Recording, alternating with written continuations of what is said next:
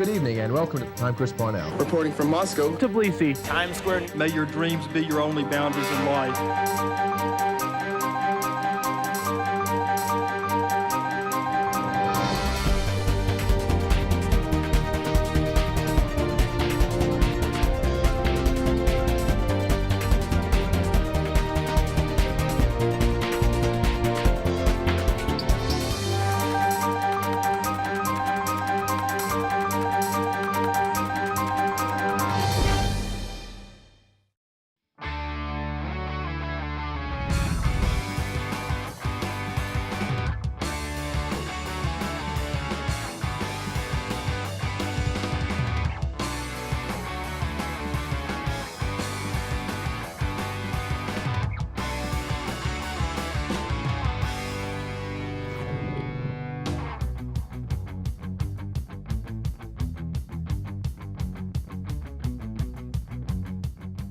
Welcome to Crosstalk.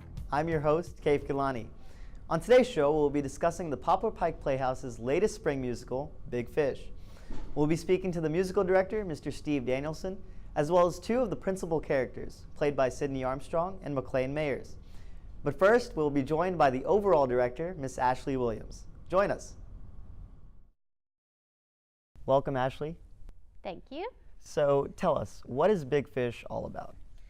Big Fish focuses on the storyline of two different gentlemen. We have the dad, Edward, and his son, Will.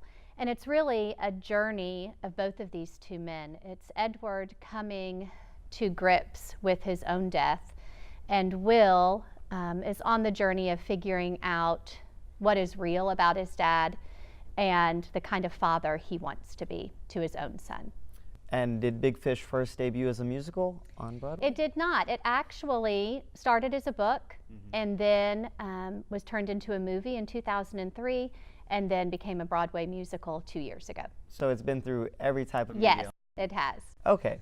And how is the musical different than others that you've done in the past? It's a musical that's based on storytelling. And what drew me to Big Fish is that usually in musicals you have, your big Broadway musical, or you have something that's smaller and more intimate. This is all of that combined into one. And so you're taken on this journey that you go through with Edward. You get to go to all of these different places because he tells these huge tales. And so we might be in the circus in one scene and in a Western number in another. And so it's different in that way, that it really combines a lot of different genres of musical theater together. So it has many stories in one. Yes, okay. Yes. So how does those multiple settings, how can that affect the design perhaps, or the construction that takes place for the set? Yes, it's a challenge because you have to be able to go to so many different places. So we've done it more in an abstract way. We have a lot of the majority of it, when we're not in a flashback or one of these big tales, takes place in Alabama. So we have kind of the country feel to it with wooden planks and that sort of thing. But then we have pieces that we bring in. But because of that, a lot of it also is done through the costumes. And so you can see, based on what the characters are dressed into, kind of identifies where we are. Okay. So how many costumes are there?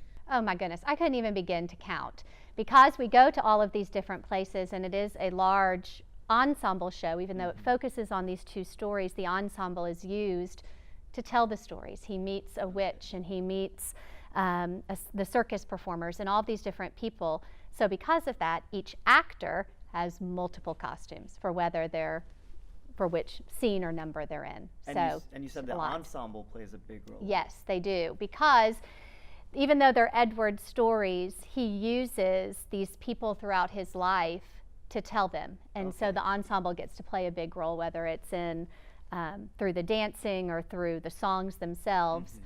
They help him to tell these stories. Okay. Now let's shift gears kind of. Let's talk about the choreography for the show. Okay. I know it's a little different. It's actually tap dancing. There is. There's some tap in it. It's interesting because there's many different kinds of tap. So you have your Broadway feel is in the number Red, White, and True, which is based on kind of a USO number, which is a lot of fun. And then you have really what's called stomping, and it's a form of clogging. that takes place in the beginning. So that's been fun, and it's been a lot of fun for the students to get to work on that. One, they're not tap dancers, Right. and I think we have maybe one person in the show that's ever tapped before in their life. wow. So to get to teach that and for them to experience the different types of tap has been a lot of fun. How has that experience been, kind of that teaching experience that you've gained with all these students who may be really new? It's Right. hard, but the reward is when they get it. And they, they start out, and this is what I love about theater, really, is that they start out not knowing what they're capable of accomplishing. And when they master that step or that note or that scene, that's what it's all about in the end, is that they've accomplished something that they never knew they had in them. Right. And let's talk about those new actors. How do you determine who to pick for a certain role during the auditions? Auditions are always hard, regardless of what show it is. But I don't know. I just get a feeling, and I know that sounds so out there, but I really do. There's just something about it when that student is in the audition process and what they bring to it. I always tell them, don't hold back in the audition. Right. And those that can really connect and commit to what they're doing in that audition process, obviously it pays off for them. And for the newer students, that's what's fun, is to get them, even if it's involved in the ensemble, to when they can then experience it and grow with each audition that they have. Exactly. So as a cast, they're kind of helping each other grow and move along. Absolutely, because there's never any preference here. I mean, a freshman could come in and get a leading role, but it's obvious that you're going to have some people that have done this just multiple times. So whether they've been in the ensemble 4 times or had a leading role 4 times, they can just learn from those upperclassmen that are more seasoned in the musical and what we're doing. Okay, so let's talk about the practices and the rehearsal schedule. I know it's very hard, but what do you expect from the students once they leave the theater? What do you want from them in terms of their own practice on their own time? Well, that's what I always tell them. I say that you have to, it's one thing when we're in here for our 3 hours each day, but it's another thing for what they have to do at home. There's the memorizing the lines, the dances, all those things. But there's also something in that they have to, I always tell them, before you go to bed every night, picture everything that we've done that day. So whether they see themselves, and I always tell them to picture it right, and there's something to that, so that even if they can't physically go through it, they're at least mentally going through it every day. Exactly. So what's your favorite scene in the show? Oh my gosh, there are so many. As far as if I had to pick as far as the dancing goes, I love the Alabama Stomp, which is one of the numbers at the beginning when Edward's trying to get fish for this town so they have food. That one's just so much fun because it's an ensemble number. But the most touching moment of the show to me is the very last song that Edward sings before he dies. And it just really is when you're a parent, it's that feeling you have with your children, but I think it's also from a children's perspective, because Will's on the stage as well, what you feel for your parents. And I think everybody can identify with it. And I think that's what is incredible about this show, is that you have parents, and or in my case, you have kids or both, and you can just identify to the story so much. Exactly. Wow. I can't wait to see it. Well, good. It's going to be a lot of fun, a lot of work, but these kids, they're incredible. And that to me is what is the most amazing thing, is the talents that they have. Thank you, Ms. Williams. You're welcome. Stay tuned, because when we return, we'll speak to the musical director of Big Fish. Stay with us.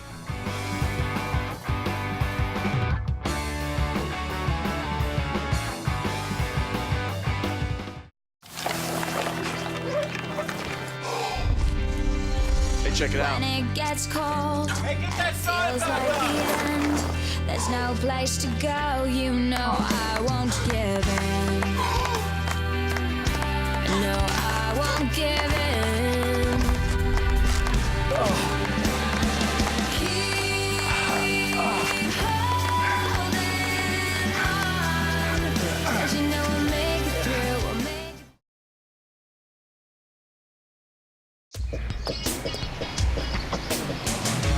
Everybody needs a helping hand. Take a look at your fellow man and tell me what can I do today. Hey, let me get that for you. Everybody needs a helping out. That ain't what it's all about. Tell me Thank you, young man. what can I No problem. what can I do today? Courtesy. Pass it on. I got it. A message from the Foundation for a Better Life.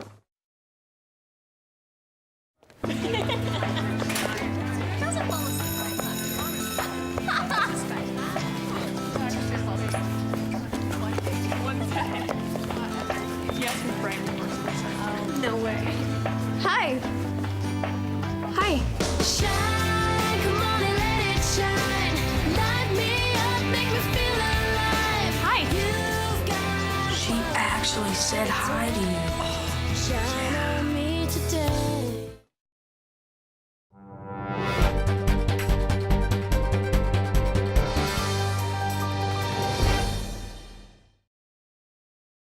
And now we'll be speaking to Mr. Steve Danielson about the musical aspects in Big Fish. Join me.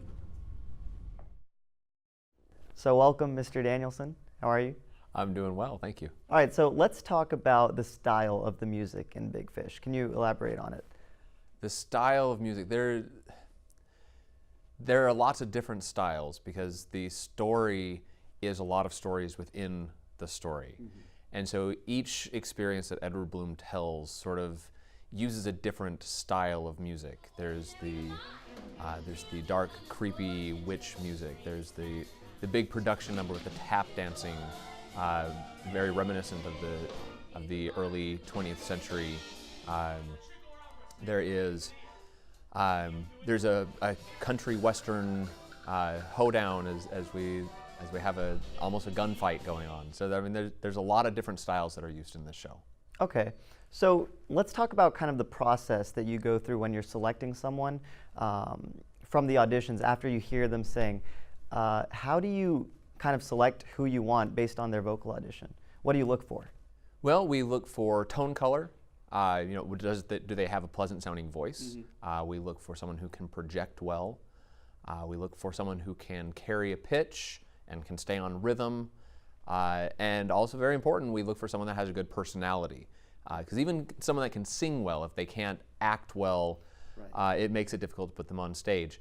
So it's got to be sort of a complete package. Someone who sounds good, but at the same time can act well. And in this show can dance well as well. We need someone that can move and look good up there on stage. So what about the opposite? What if someone is an exceptional actor and they get the role, but they haven't had experience singing in the past? How do you work with that? Well, if they're an exceptional actor and not a very talented singer, we have ways of working around it. Thankfully, we don't have that in this show. In this show, everyone has been extremely talented. It's been one of the more talented vocal groups that I've worked with in my time here at Germantown, where the entire cast has exceptional voices and is looking really good on stage. Okay, So let's say that you have the cast that you're working with and it's ready. How do you decide where to start, which song to start with? You know, how do you go about rehearsing? Sure. As I was looking at my schedule, I knew I had 3 weeks of music rehearsals that I could do. Mm-hmm. And so I went through and I found those big production numbers first, the big places where the chorus sings. So you started with the hardest part? I did, with the biggest parts. Okay. Things that I knew were going to be most challenging. The solos, the duets, those are easier because I can work one-on-one with someone.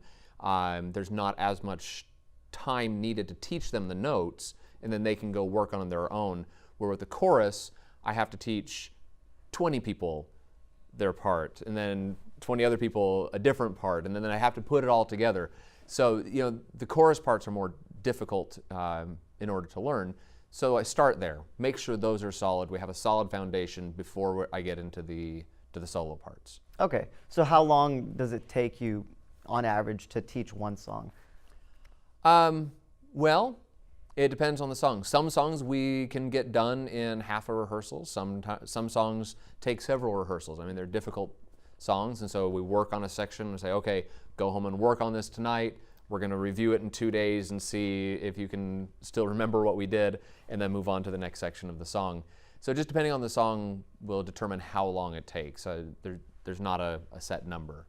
So you said when they're going to take it, practice at home, work on it. How much do you expect them to put in outside of the rehearsals? As much as possible. I know they're high school students. They've got lives, they've got friends, they've got homework, which hopefully they're doing. And so, you know, we've got to give them some leeway. I'm not expecting them to do 2 hours of rehearsal a night, but I do expect them to go over the music before they come to the next rehearsal, so that they still have it fresh and they're still ready to pick up where we left off. Now why don't you tell me about transitioning the actors from the rehearsal to the stage?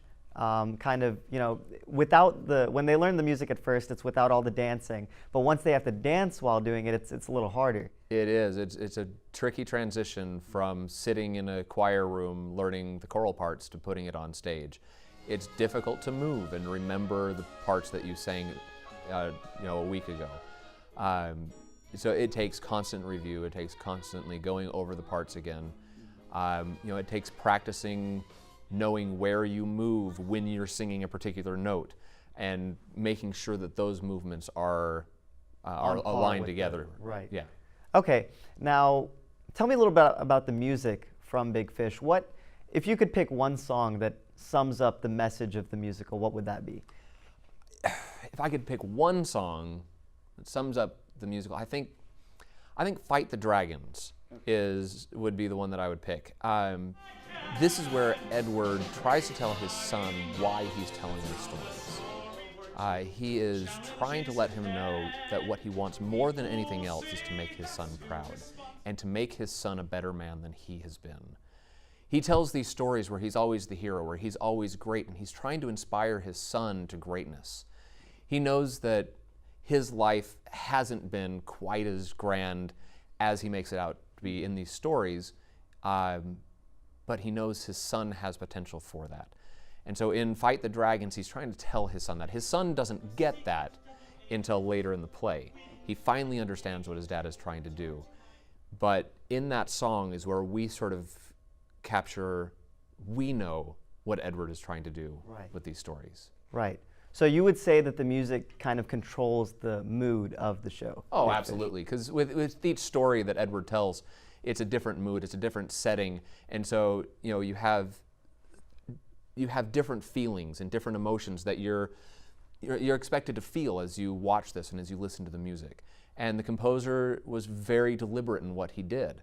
You know, it wasn't an accident that these were set the way they were. It was very intentional because he wanted us to feel certain ways. Well, I can't wait. I'm very excited to watch the show. Thank you for being here, Mr. Dan. Thank you.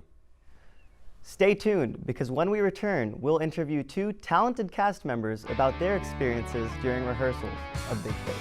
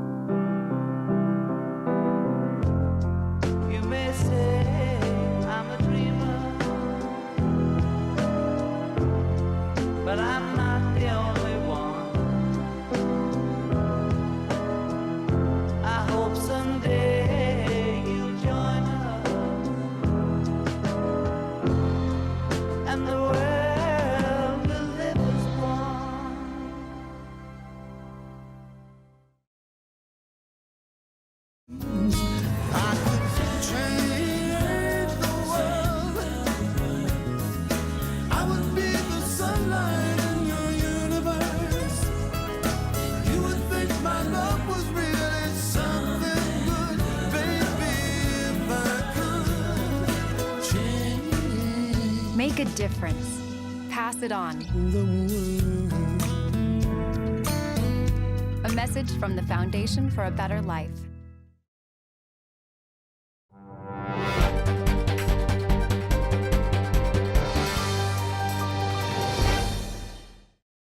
And lastly, we'll be joined by Sydney Armstrong and McLean Mayers, two of the lead roles in Big Fish. All right, so Sydney and McLean, why don't you explain your roles in the show? Sure. Well, my character is Edward Bloom. I'm the father of Will Bloom in Big Fish, and It kind of revolves around the stories that I've told Will throughout his life, joining the circus and meeting Sandra for the first time and going to war and doing all these really cool stories. And it's all revolving around telling him as a little kid all the way up to when he's growing up and he's about to get married. Okay. Sydney? Sander Bloom, as he said, he's my husband in the show. Will is my son, of course. And my character, she's just kind of, she's in and out throughout the different stories that he tells. And you also see her side of Edward's illness and her struggle with that. So. Okay. Now, I know that the two of you are seasoned veterans with the Playhouse. Sydney, why don't you start us off and tell us, how did you get involved with the Playhouse? Well, I moved to Tennessee from Pennsylvania my sophomore year. And I actually, the house we were going to buy, I was supposed to go to Houston.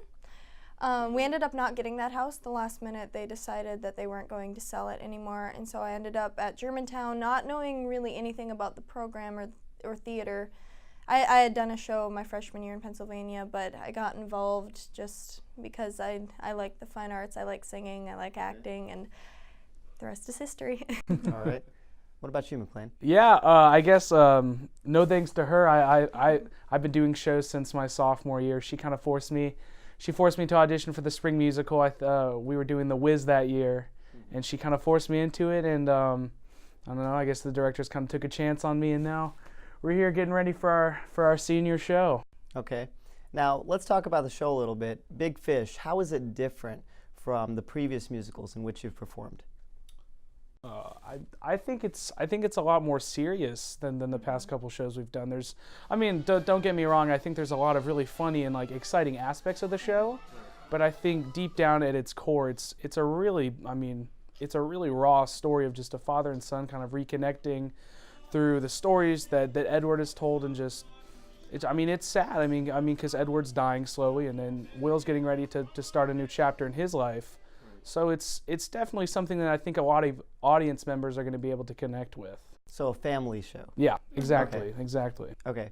Now tell me about an average rehearsal. What does an average rehearsal entail for y'all? Well, it depends on what point of the rehearsal process we're in. At first, it's learning the music, blocking the scenes, very raw with the script in your hand. And then once we get off book, it's more character development and, of course, learning your lines.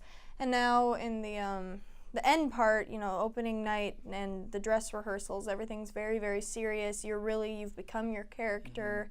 You're in makeup, wigs, costumes. Everything is much more real and intense. It's exhausting, but it's so much fun. I think it's all kind of about repetition, I think, is one thing, because, once you, like Sydney said, once you really learn your lines and you get off book, it's just running the show again and again and just really learning your character to the point where, we're not going to be Sydney and McLean, we're going to be Edward and Sandra on stage come opening night. Yeah, our lines become, it's not so much I'm off book and this is what my character says because it's in the script. It's just, it's natural. Exactly. Yeah.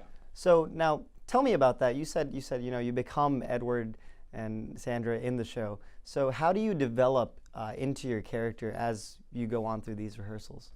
I think for me it's kind of tricky because I'm playing one character, but I'm playing the character at 3 different ages. I'm playing him when he's 17, so that's probably the easiest for me because I turned 18 last year, so I'm really close to that age. And then the second one is when he's about 33, so he's a dad, Will, he's growing up, and that was a little more difficult, but I definitely look towards the fatherly figures in my life, like my grandpa and my dad, and just kind of how they how my grandfather raised my mom and how my dad raised me. And then when Edward's 65, it's kind of different because he's obviously not filled with much energy as he's had when he was 17 and 33. So it's kind of a balance of just picking and choosing which character gets more energy than the other one, I guess. Okay. What about you, Sydney? I also depict Sandra at different ages, but I think really getting into character really, I find something that I can relate to or warp enough to relate to. For instance, I've obviously never been married or had children, but in the scenes where I'm, losing young Willie's growing up or Edward is ill, I find myself thinking about people that I really care about in my life and putting myself in Sandra's shoes, really. So it's really finding your characters, finding yourself. Yeah, and I think that's something that really, that I think it was kind of easy to relate to the music in a sense. I mean, we had a chance to meet Andrew Lipper earlier this year. And, oh, wow. Just kind of like his songwriting skills. I mean, we're definitely putting character into them, but just the lyrics themselves are just something that I think everyone will be able to relate to. I mean, just whether it's, meeting someone and falling in love, the instant you see them, or, singing about your life in general and just how your life has unfolded. So I think singing the songs really helps, and the lyrics really help. Okay. Now, in all this long process, from learning the music to getting into character to the choreography, learning all the steps, what's the hardest part in your opinion? I would say finding the niche with your character, I think. And I think that also coincides with memorizing the script. Because when you first get off script, you're just focused on retaining those lines and just blurting them out whenever you have to. Right. But now I think we're both at the point where it's not so much that we need to remember the lines, it's the sense of how can we interject this character into the lines. Okay. Yeah. Now, the last question I'll ask you before we end. How do you, being veterans of the Playhouse, and this being your senior show, the last one, how are you helping those members of the Playhouse who are kind of new to the cast, just getting started? How are you helping them get along? Well, what I hope to help I don't want to say younger actors because we're all pretty much the same age, but those who are grades below us, I just want to love the theater so much and love what I'm doing so much that other people see that and I don't know if the word's inspired, but they look at that and say, I want to love it as much as she does. I think that's the most important, is that you're having fun. Of course, we're all about hard work here and having a good final product, but at the end of the day, it really comes down to, are you loving what you're doing? And if you're not in the right place. All right, well, thank you so much, Sydney. Thank you. And thank you at home for tuning in to this week's episode of Crosstalk. Big Fish will be performed at the Poplar Pike Playhouse from February 26th through March 14th. Tickets can be purchased at ppp.org or by calling the box office at 755-7775. Thanks again for tuning in, and we'll see you next time on Crosstalk. I know somewhere in the future there's a story left for me, filled with mystery, people I can love. I know out there on the road of life, I'll live the story I've been dreaming of. The story I've been dreaming of. Be the hero every time you get the chance. If the music stops, continue with the dance. On a wing or on a prayer, you'll get there only with your voice. Be attentive, be inventive, be the first one to rejoice. With that story in your heart, you will meet